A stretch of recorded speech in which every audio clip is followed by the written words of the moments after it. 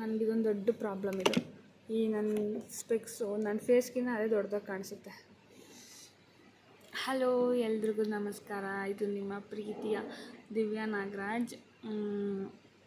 ನನ್ನ first YouTube channel vlog ಇದು. ನಾನು ಅಂದ್ಕೊಂಡಿದ್ದೆ, ಎಕ್ಸ್ಪೆಕ್ಟೇಷನ್ ಇಟ್ಕೊಂಡಿದ್ದೆ, ಆ ಥರ ವೀಡಿಯೋ ಮಾಡೋಣ, ಈ ಥರ ವೀಡಿಯೋ ಮಾಡೋಣ, ಫುಲ್ಲು ಯಾವುದಾದ್ರು ಒಂದು ಒಳ್ಳೆ ದಿನದಿಂದ ಸ್ಟಾರ್ಟ್ ಮಾಡೋಣ, ಏನಾದರೂ ಒಂದು ಸ್ಪೆಷಲ್ ಡೇಯಿಂದ ಅಂತ. ಬಟ್ ನನ್ನ ಲೈಫಲ್ಲಿ ಯಾವ ಸ್ಪೆಷಲ್ ಡೇನೂ ಇಲ್ಲ ಇವಾಗ ಸದ್ಯಕ್ಕೆ.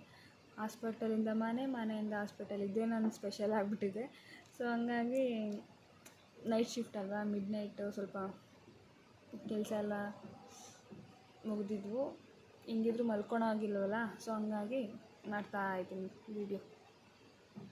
ಮತ್ತು ನನ್ನ ಯೂಟ್ಯೂಬ್ ಚಾನಲ್ ಹೆಸರು ದಿವ್ಯಾ ನಾಗರಾಜ್ ವ್ಲಾಗ್ಸ್ ಅಂತ. ಮತ್ತು ನನ್ನ Instagram I D being Divya Nagaraj ಅಂತ.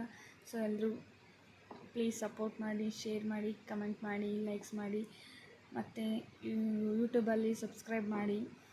ಇವಾಗ ಯಾರೇ ನನ್ನ ಫಾಲೋ ಮಾಡ್ತಾಯಿದ್ದೀರ ಅವ್ರಿಗೆಲ್ಲ thank you so much. And ಮುಂದೆ ಯಾರೆಲ್ಲ ಮಾಡ್ತೀರಾ ಅವ್ರಿಗೆ advancely thank you so much.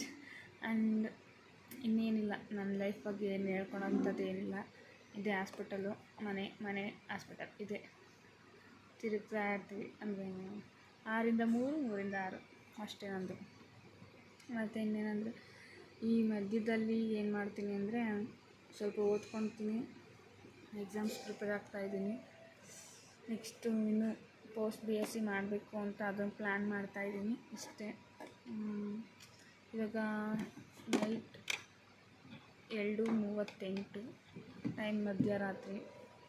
ಚಳಿ ಬೇರೆ. ಈ ಚಳಿಗಾಲದಾಗೆ ಈ ನೈಟ್ ಕೆಲಸ ಮಾಡೋರು ಮತ್ತು ಮಾರ್ನಿಂಗ್ ಫಸ್ಟ್ ಶಿಫ್ಟ್ ಹೋಗೋರಿಗೆ ಚಳಿಗಾಲ, ಈ ಮಳೆಗಾಲ ಇದೊಂಥರ ಹೆಂಗೆ ಅಂದರೆ, ಹಿಮಾಲಯ ಪರ್ವತನ ಹತ್ಬಿಟ್ಟು ಇಳಿಯೋದಷ್ಟೇ ಅಲ್ಲ, ಅಲ್ಲೇ ಒಂದು ವಾರ ಮನೆ ಕಟ್ಕೊಂಡು ಸ್ಟೇ ಮಾಡೋದು, ಆ ಥರ ಇದೊಂಥರ. ಸೊ ಹಂಗಾಗ್ಬಿಟ್ಟಿದೆ. ನನಗಂತೂ ಚಳಿಲಿ ಮೊದಲೇ ನನಗೆ ಕೋಲ್ಡ್ ಅಂದರೆ ಆಗೋಲ್ಲ. ಈ ಚಳಿಲಿ ನೈಟ್ ಶಿಫ್ಟ್ ಮಾಡೋದು ಅಂದರೆ ಇದ್ದಿದ್ದು ನನಗೊಂಥರ ತಲೆನೋವು ಬಂದ್ಬಿಟ್ಟಂಗೆ. ಫುಲ್ಲು ನಿದ್ದೆ ಬರ್ತಿದೆ. ಮಲ್ಕೊ ಅಂತ ಹೇಳ್ಬಿಟ್ರೆ ಸಾಕು ಯಾರಾದರೂ, ಹಂಗೆ ಆರಾಮಾಗಿ ಮಲ್ಕೊಂಬಿಡ್ತೀನಿ. ಯಾವ ಚಾಪೆ, ದಿಂಬು, ಬೆಡ್ಶೀಟು ಏನೂ ಬೇಡ, ಹಿಂಗೆ ಇಲ್ಲೇ ಟೇಬಲ್ ಮೇಲೆ ಮಲ್ಕೊಂಡ್ರೂ ಆರಾಮಾಗಿ ನಿದ್ದೆ ಹೋಗೋಷ್ಟು ತಲೆನೋವ್ತಾಯಿದೆ, ನಿದ್ದೆ ಬರ್ತಿದೆ. ಏನು ಮಾಡೋಕ್ಕಾಗಲ್ಲ, ನಾವೇ ಚೂಸ್ ಮಾಡ್ಕೊಂಡಿರೋ ಪ್ರೊಫೆಷನ್ ಇದು. ಎಷ್ಟು ಮನೇಲಿ ಜಗಳ ಮಾಡಿ ಅವಾಗಿಷ್ಟ ಇಲ್ಲ ಅಂದರೂ ನಾನು ತುಂಬ ಇಷ್ಟಪಟ್ಟು ಕಿತ್ತಾಡಿಕೊಂಡು ಜಗಳ ಮಾಡಿಕೊಂಡು ಏನೋ ದಬಾಕ್ತೀನಿ ಅನ್ನೋ ಒಂದು ಜೋಶಲ್ಲಿ ತಗೊಂಡು ಇಷ್ಟಪಟ್ಟು ಕಷ್ಟಪಟ್ಟು ಓದಿದ್ದೀನಿ. ಅದರಲ್ಲೂ ಸ್ಟ್ರಗಲ್ಲೇ. ಓದ್ಬೇಕಾದ್ರೆ ಇದನ್ನೆಲ್ಲ ಸ್ಟ್ರಗಲ್ ಪಟ್ಟಿರ್ತೀವಿ. ಫಸ್ಟ್ ಆಫ್ ಆಲ್ ನಮ್ಮ ಕಾಲೇಜಸ್ಗಳು ಇರ್ತಾವಲ್ಲ, ಹೇಳಂಗೆ ಇಲ್ಲ ಬಿಡಿ ಅದ್ರ ಬಗ್ಗೆ. ಅವ್ರು ಕೊಡೋಷ್ಟು ಕಷ್ಟ ಜೈಲಲ್ಲೂ ಕೊಡಲ್ವೇನೋ, ಅಷ್ಟು ಇದು. ಬರೀ ಆ ದುಡ್ಡು, ಇದಕ್ಕೆ ದುಡ್ಡು, ಆ ವರ್ಕು, ಈ ವರ್ಕ್ ಅಂತಲೇ ನಮ್ಮನ್ನು 6 ವರ್ಷ, 3 ವರ್ಷ, 4 ವರ್ಷ ರುಬ್ಬಿ ಕಳಿಸ್ಬಿಟ್ಟಿರ್ತಾರೆ. ಅದ್ರ ಜೊತೆಗೆ ನೆಕ್ಸ್ಟ್ ಜೀವನ ಪೂರ್ತಿ ರುಬ್ತಾ ಇರ್ತಾರೆ. ಸೊ ಹಿಂಗೆ ಏನು ಮಾಡೋಕ್ಕಾಗಲ್ಲ, ನಾವೇ ಇಷ್ಟಪಟ್ಟಿರೋದಲ್ವ, ನಾವೇ ಅನುಭವಿಸ್ಬೇಕು. ಆದರೂ ನನ್ನ ಪ್ರಕಾರ ಈ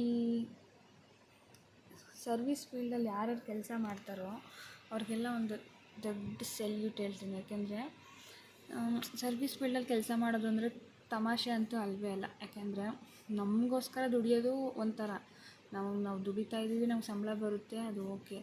ನಮಗೋಸ್ಕರ ದುಡ್ಕೊಂಡು ಮತ್ತು ಬೇರೆಯವ್ರಿಗೋಸ್ಕರನೂ ದುಡಿತಿರ್ತೀವಲ್ಲ, ಅದು ಒಂಥರ ಹಿಂಗಂದರೆ ಹೇಳೋಕ್ಕಾಗದ ಬಂಧನ ಇದು, ಅನುಬಂಧನ ಇದು.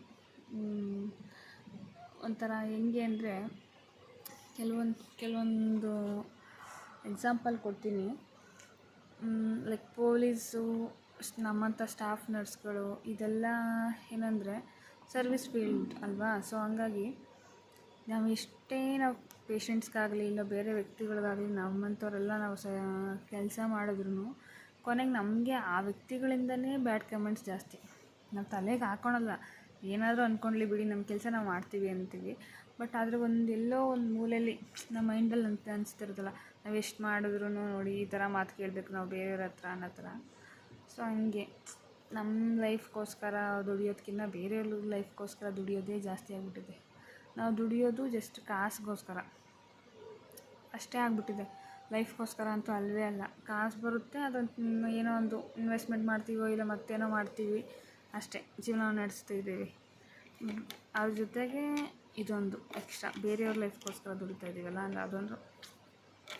ಆದರೂ ನಮ್ಮ ಯಾರ್ಯಾರು ಸರ್ವಿಸ್ ಫೀಲ್ಡಲ್ಲಿ ವರ್ಕ್ ಮಾಡ್ತಾಯಿದ್ದೀರೋ ಅವ್ರಿಗೆಲ್ಲರಿಗೂ ನನ್ನ ಸಾಷ್ಟಾಂಗ ನಮಸ್ಕಾರಗಳು. ಯಾಕೆಂದರೆ ಈಸಿ ಅಲ್ಲ ಅಲ್ವಾ ಬೇರೆಯವ್ರಿಗೋಸ್ಕರ ಬದುಕೋದು. ನಮಗೋಸ್ಕರ ನಾವು ಬದುಕೋದೇ ತುಂಬ ಕಷ್ಟ ಅಂತೀವಿ, ಅದರಲ್ಲಿ ಬೇರೆಯವ್ರಿಗೋಸ್ಕರ ಬದುಕೋದು ಅಂದರೆ ಇನ್ನೂ ತುಂಬ ಕಷ್ಟ. So all the best for every hard workers in service field, especially like police, medical field, ಇನ್ನು ಕೆಲವೊಂದು ಇರ್ತವೆ, ನನಗೆ ಗೊತ್ತಿರೋದು 1-2-3 ಅಷ್ಟೇ. ಎಲ್ಲ ಆಲ್ಮೋಸ್ಟ್ ಅವರೆಲ್ರಿಗೂ. ಮತ್ತು ಇನ್ನೇನು ಸಮಾಚಾರ? ಮಿಡ್ ನೈಟಲ್ಲಿ ಭಾಷಣ ಮಾಡ್ತಾವಳೆ ಅನ್ನೋ ಥರ ಫೀಲ್ ಆಗ್ತಾಯಿದೆ ನನಗೆ ಅನ್ನಿಸ್ತಾ ಇದೆ. ಸೊ ಓಕೆ, ಬಾಯ್ ಎಲ್ರಿಗೂ, ಗುಡ್ ನೈಟ್. ಆಲ್ರೆಡಿ ಮಲ್ಕೊಂಡಿರ್ತೀರ. ಸೊ ಅಗೈನ್ ನನ್ನ ಕಡೆಯಿಂದ ಎಲ್ರಿಗೂ good night, sweet dreams, take care. ನನಗೆ ಬೆಳಗ್ಗೆ 9 ಗಂಟೆ ಮೇಲೆ ನನಗೆ ಗುಡ್ ನೈಟ್ ಇಡ್ಬಿಡಿ ನೀವೆಲ್ಲರೂ ಎದ್ದು ಅಷ್ಟೇ. ಸೊ ಪ್ಲೀಸ್ ಯಾರೂ ಮರಿಬೇಡಿ, ಫಾಲೋ ಮಾಡಿ ಆಯಿತಾ. ಇನ್ನೂ ಚೆನ್ನಾಗಿ ಕಂಟೆಂಟ್ಸ್ ಏನಿಲ್ಲ, ನನ್ನ ಡೈಲಿ ಲಾಗ್ಸ್ ಬಗ್ಗೆ ನಾನು ಹೆಂಗಿದ್ರು ಮಾತಾಡೋದು ಜಾಸ್ತಿ ಮಾತಾಡ್ತಾ ಇರ್ತೀನಿ. ಇಷ್ಟ ಇರೋರು ಕೇಳ್ಬೋದು, ಕಷ್ಟ ಆಗೋರು ಕೇಳಿ ಪ್ಲೀಸ್ ಅಷ್ಟೇ. Thank you, love you.